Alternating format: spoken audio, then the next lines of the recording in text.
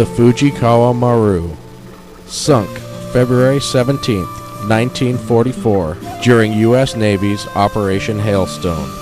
This plaque, placed February 1994 on the 50th anniversary of this action, is dedicated to the preservation of and respect for the remaining ships, aircraft, and artifacts as a heritage for the people of Chuuk Lagoon. This was the second dive to this wreck today. Previously, we had gone down in a group, but this time I was going to explore the Fujikawa Maru alone. My plan was to avoid excess disturbance of the thick layers of silt found throughout the 62-year-old shipwreck, which would compromise the clarity of my video shots. I carefully chose my spot and entered through a coral-laden doorway into an open passage at the deck level. I had especially been looking forward to diving the Fujikawa this week, as not only was it listed in the brochure as one of Chuuk Lagoon's must-see dives, but my father had once dove this same wreck years ago while sailing around the world in his 34-foot sailboat.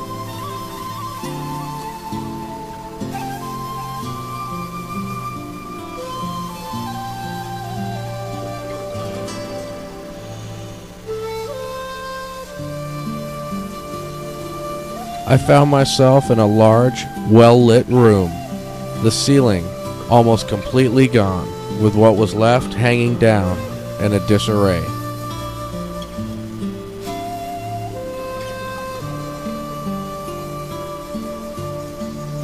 Looking up, one can see through to the collapsed decks above and the open water beyond that.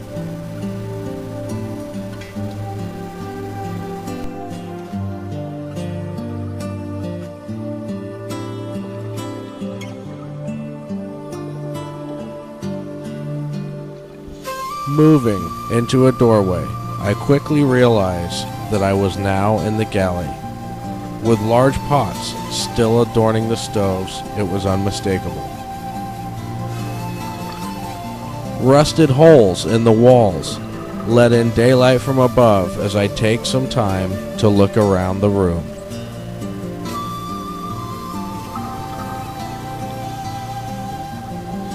A large serving plate still sits on the counter.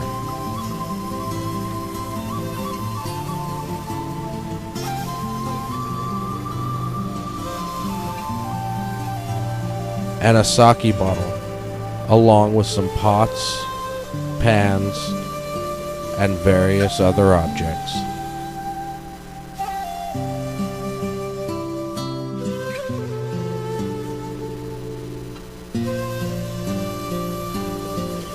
Moving out into the hallway, I take a last look back outside to the deck before traveling deeper into the maze-like passages of the superstructure.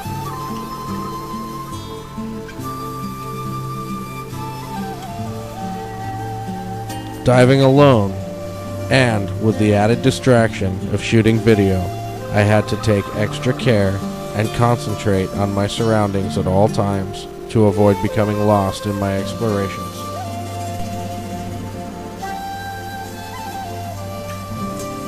Heading further down the passageway, I find a small room on my left with what appears to be what's left of a toilet and its associated plumbing still hanging from the wall.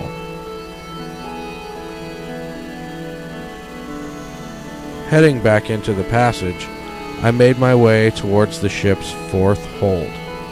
On my way, I came across an opening leading to the stairwells and catwalks we had descended through on our previous dive. At the top, the engine room vents, still wide open, made for a well-lit area. The visibility and general clarity of the water was much better than on our first dive, and I could easily see my way around. Deeper into the ship, on the decks below me, lay the dark passages leading through the engine rooms we had traveled through on our previous dive today.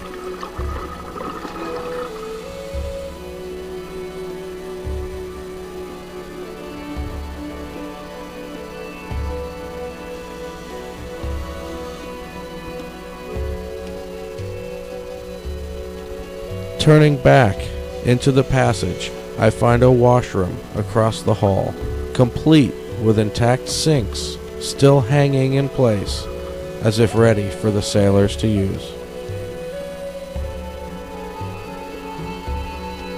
Decades of decay have taken their toll on the walls, which are now almost gone. Shower stalls with the tile work and plumbing. The tiles didn't appear to have as much growth on them as the other things. Much like glass, the smooth surface seemed to stop the growth from gaining a foothold.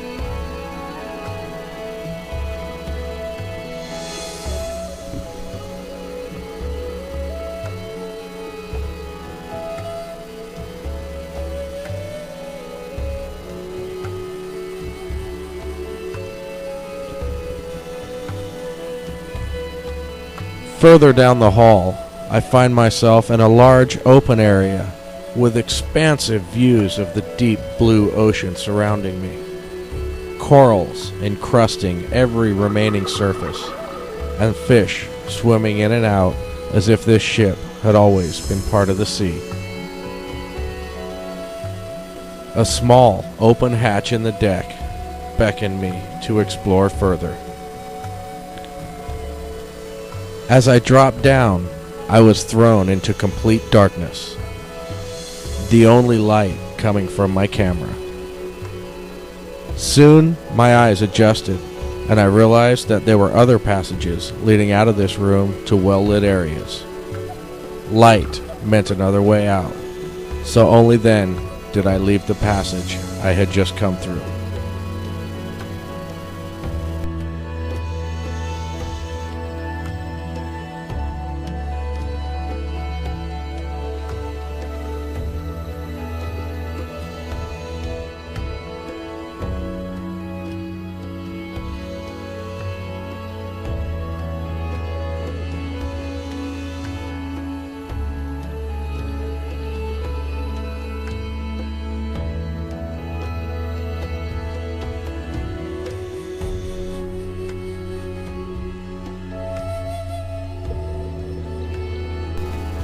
Traveling onward, I made my way to the fourth hold, where on the previous dive we had seen the Japanese Zero and the human skull.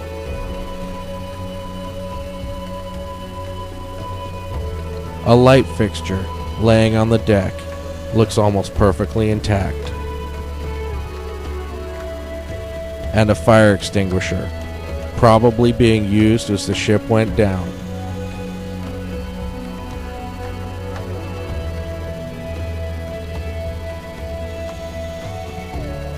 As I traveled from the fourth to the third hold below the superstructure, I gave a wide berth to some cables hanging from the ceiling.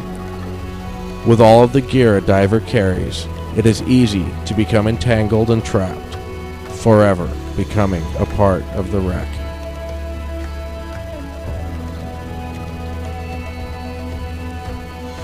It was times like this, looking through the dimly lit passages, seeing the eerie green daylight in the distance, that I wondered if I felt more like an astronaut floating weightlessly through space, or more like a ghost drifting through the decks of a long sunk ship.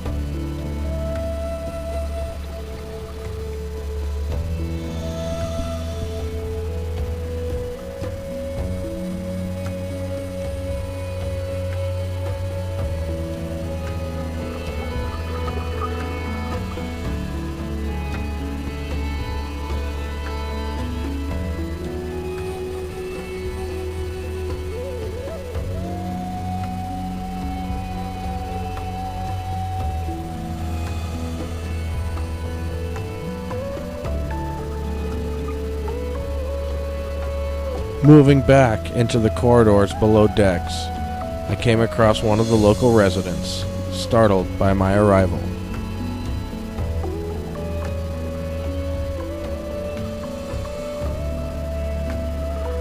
Down the hall, I found myself in a large room filled with high-pressure cylinders.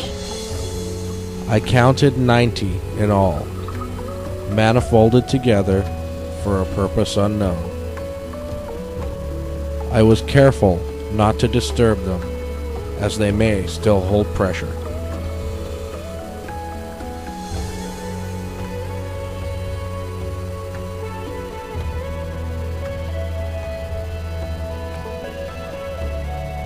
Looking up, I can see light through a hole in the ceiling above me. After ascending through it, to my surprise, I found myself in the tiled washroom I had explored earlier.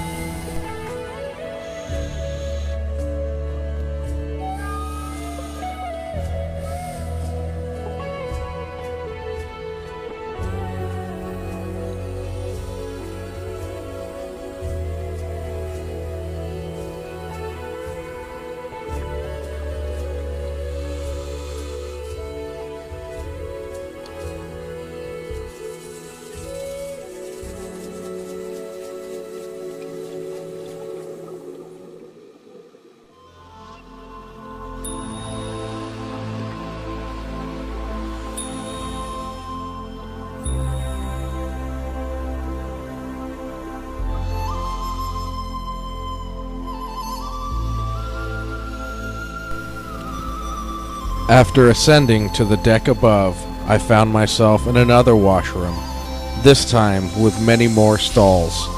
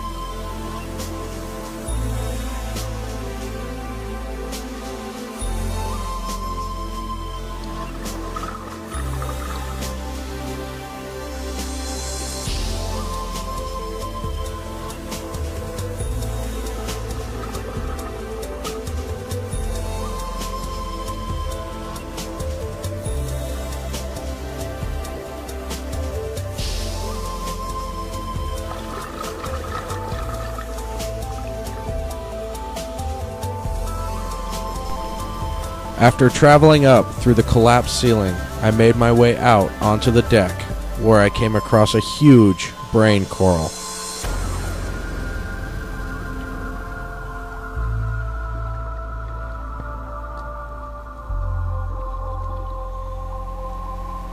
Out on the decks, fueled by the sunlight from above, the coral growth was prolific.